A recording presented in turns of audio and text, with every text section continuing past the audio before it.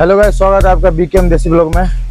मेरा गाड़ी का टायर चेंज होने वाला है दोस्तों, तो मैं अपना गाड़ी का टायर चेंज कराने वाला हूं। देख सकते हैं आप, गाड़ी में मेरे टायर है।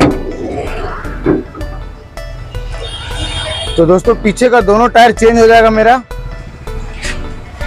तो कंटिन्यू पूरा ब्लॉग बनाऊंगा दोस्तों मैं, तो बने रहिए दोस्तों मेरे साथ।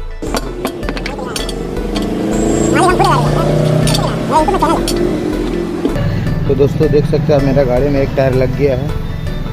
तो ये पहले वाला टायर है दोस्तों, अभी बैक साइड का मैं खोल के दे दिया हूँ, वो लगा रहा दोस्तों, उसमें ट्यूब डाल रहा है। ऐसे दोनों टायर ट्यूबलेस है। वीडियो बनाओ, देख रहे दोस्तों मेरा खुल रहा है।